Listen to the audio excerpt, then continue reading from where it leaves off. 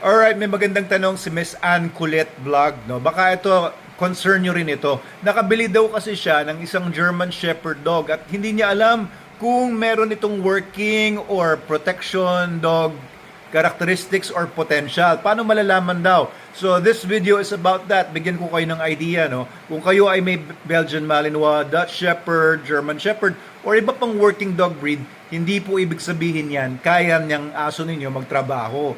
May mga dog lines kasi, mga bloodlines na dinevelop para lang manalo sa mga show. Yung ibig sabihin, pogi sila, no? Pwede silang masabi na nagko-conform sila dun sa breed standard ng breed nila, pero hindi sila talaga pang trabaho. So there are particular bloodlines na para sa show lang talaga.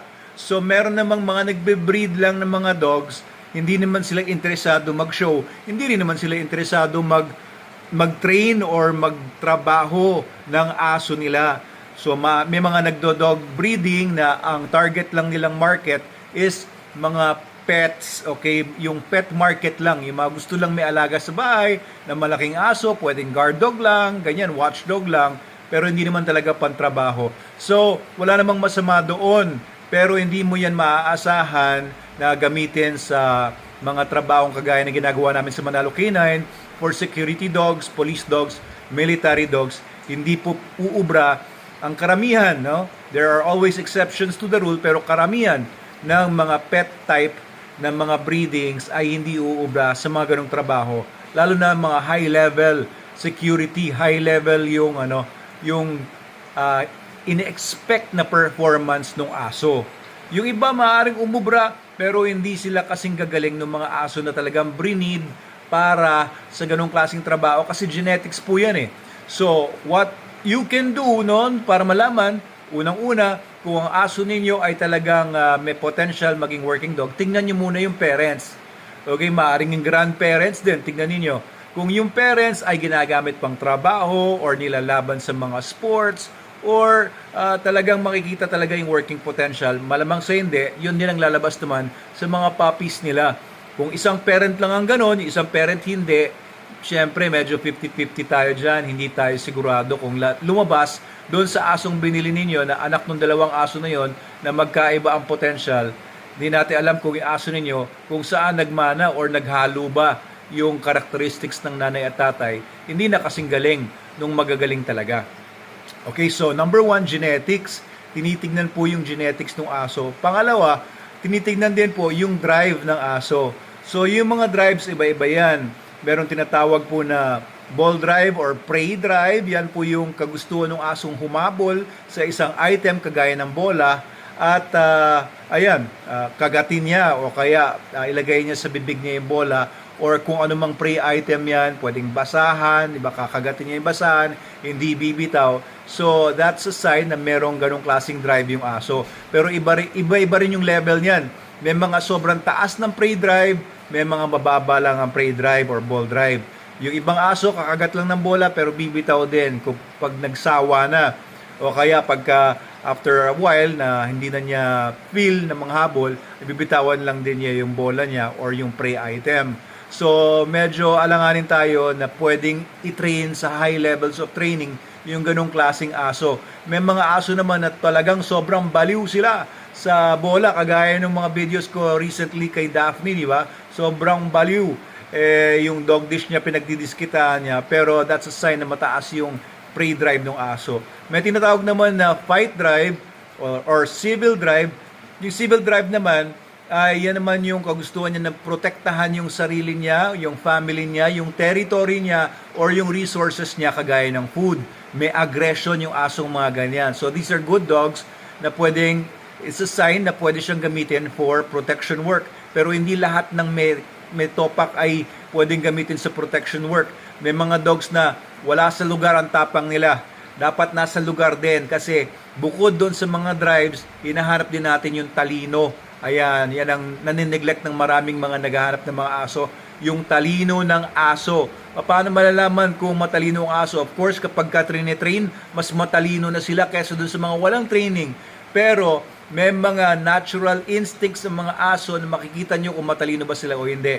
makikita mo yung aso na magaling mag-solve ng problems. Halimbawa, nilagay nyo ng pagkain na nakatago, yung aso ba, hahanapin ba niya, gagawin ba niya lahat-lahat ng kaya niyang gawin, di ba? Para makuha niya yung pagkain na yun. So kapag ang aso nilagay mo sa ilalim ng blanket or kulungan, gumagawa ba siya ng paraan para makalabas doon sa kagustuhan niya na makalabas doon sa sitwasyon niya. So makikita nyo kung yung aso ba ay may senyales ng intelligence or smartness kung nagsosolve siya ng mga problema. Kasi it's very crucial, no, kung gusto mo talaga ng working dog, gusto mo rin hindi lang yung banat ng banat, hindi lang yung trabaho ng trabaho, gusto mo yung aso na nag-iisip at may isip. So kailangan natin tingnan yung intelligence ng aso. So ini-evaluate namin yan, no? Of course, I can just tell you so much, pero hindi nyo talaga siguro magagrasp din kung kayo ay newbie pa lang yung mga sinasabi ko, because this takes experience and it takes years then of practice yung mga sinasabi kong paghanap ng mga characteristics nito. Pero in general, no, sana makatulong ako, makabigay ako sa inyo ng idea. So yung mga drives, genetics, intelligence, tapos gusto rin namin yung mga aso hindi takot sa putok, hindi takot sa malalakas na sound, o hindi basta matatakutin kahit anong mangyari. May mga dogs po na ganyan, kahit ilagay mo sa mataas na lugar, hindi siya nag-aalangan doon sa taas ng lugar.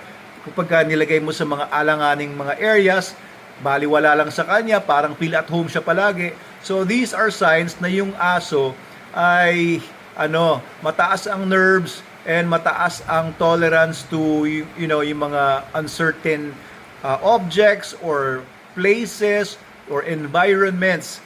So yan din, tinitignan din namin sa mga aso. Of course, tinitignan din namin yung health, yung soundness, yung mga buto ba ay maayos, yung dog ba ay walang mga sakit, yung dog ba ay mukhang healthy, tapos mataas ba yung endurance ng aso. May mga German Shepherds or ibang mga dogs na kapag konting takbo-takbo lang ay hingal na. No, it could be because of overweight siya. It could be talagang mahina lang talaga yung pangangatawan ng aso. It could be unhealthy siya. Or baka meron siyang hindi maganda yung nutrition na natatanggap niya. Kaya pakainin yung mga dogs ninyo ng Super Dog Nutrition, SDN, the best dog food in the multiverse, para talagang maganda yung pangangatawan niya. Minsan kasi, di ba, hindi maganda yung itsura ng aso, mukhang unhealthy, hindi siya ganun katalino, hindi ganun kaganda yung drive niya. Ayun pala, kulang lang sa nutrition. Very important ang nutrition sa lahat ng aspects ng working dog. Kaya ako naman dinevelop yung SDN 10 years ago. Para yan sa mga dogs namin, para makuha namin yung peak performance, hindi lang mga puppies, pati yung mga working dogs namin, pati yung mga senior dogs namin na retired na.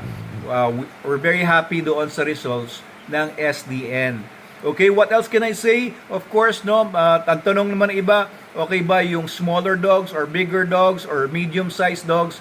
Of course, depende yan. No, kung gusto mo lang ng panakot, bigger dogs are more effective. Pero kung gusto mo talaga na mabibilis magtrabaho ng aso, gusto niyo yung mga asong mataas ang endurance, in general, smaller dogs are faster, more agile than oversized dogs. And kaya naman may breed standard yan, para kasi yun yung nakita nila na maganda yung performance doon, nandun sa size limits lang doon sa breed standard. Kasi pag lumampas doon, eventually yung aso ay babagal, mahirapan na sa paggalaw, sa agility niya. Kaya naman nagkaroon ng breed standard yung mga dogs, no. Iba kasi gusto nila lumampas yung aso nila sa breed standard, gusto nila oversized. Pero there's a reason kung bakit may standard, bakit may maximum size. Hindi po yan Great Dane, hindi po yan Saint Bernard na palakihan o kaya mga English Mastiff. So may size limit yung mga German Shepherds and Belgian Malinois, Dutch Shepherd, kasi kaya po may limit ay dahil nakita nila na hindi na rin effective yung aso sa work kapag masyado ng malaki. Okay, if you have any other questions, comment below. Please follow and share our videos. Doc Abel Manalo po ito sa Manalo Group of Companies. Kung may gusto pa kayong topic na pag-usapan or may tanong pa kayo, please ilagay niyo lang po sa comment section sa baba. And ayun po, maraming salamat po sa tanong nyo, Miss Ann. Thank you po.